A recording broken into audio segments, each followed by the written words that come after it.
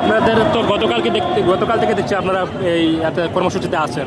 এই পর্যন্ত সরকার থেকে কি কোনো বার্তা আপনারা পেয়েছেন কিনা?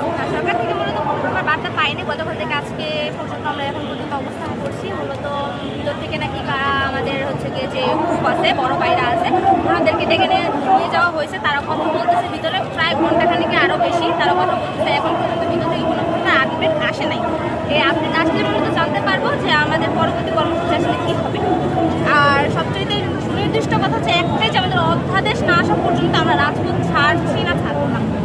আপনাদের প্রতিনিধি ভিতরে যারা গিয়েছিল তারাই এসেছে? না, আসেনি, এখন পর্যন্ত আসেনি। তারা আসলে আমরা তারপর হচ্ছে কি ইনফরমেশন জানতে পারবো। আচ্ছা, আপনাদের যে এই দাবিতে এখানে আছেন, সেই দাবিটা যে মানছেন এর পিছনের কারণটা কি মনে করছেন? এটা মূলত যে সকল সিন্ডিকেট তৈরি করছে বা যারা চাচ্ছে না হচ্ছে যে আমাদেরটা হচ্ছে কি ঢাকা সেন্ট্রাল ইউনিভার্সিটি হোক, মূলত ঢাকা সেন্ট্রাল ইউনিভার্সিটি হলে যাদের হচ্ছে কি সমস্যা হবে তারাই মূলত এই সকল সিন্ডিকেটগুলো তৈরি করতেছে।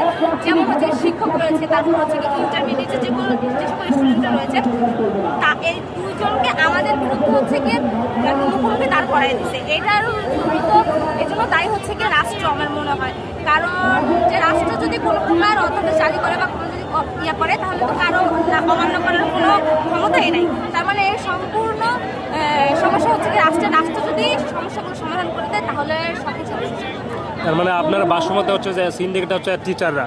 না, আমরা বলতেছি না যে টিচাররাই করতেছে। আমরা শুধু বললাম যে রাষ্ট্র হচ্ছে এটা অক্ষমতা, যে টিচার, ইন্টারমিডিয়েট স্টুডেন্ট আমাদের হচ্ছে গিয়ে সকল হচ্ছে মুখোমুখি দ্বার প্রান্তে দাঁড় করাই দিচ্ছে, যে এখানে হচ্ছে গিয়ে সংঘর্ষ হচ্ছে, সমস্যাগুলো হচ্ছে।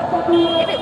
যদি আজকের মধ্যে আপনাদের এই অধ্যাদেশ জারি না হয়, পরবর্তীতে কি কর্মসূচি দিতে পারবেন? পরবর্তীতে আবার এরকমই হবে, রাজপথেই থাকা হবে। গতকালকে যেরকম দেখতে পেরেছেন যে হয়তো মেয়েরা তাদের নিরাপত্তার স্বার্থে বাসায় চলে গিয়েছিল, আবার পরবর্তী দিনে সে জয়েন করছে। কিন্তু আমাদের যে বড় ভাইরা আছে বা আমাদের চলতি সেশনের যে ছেলেমেয়েরা আছে, তারা কিন্তু রাত ভরে এখানে অবস্থান করেছিল। তো সেরকমই চলে থাকবে যতক্ষণ পর্যন্ত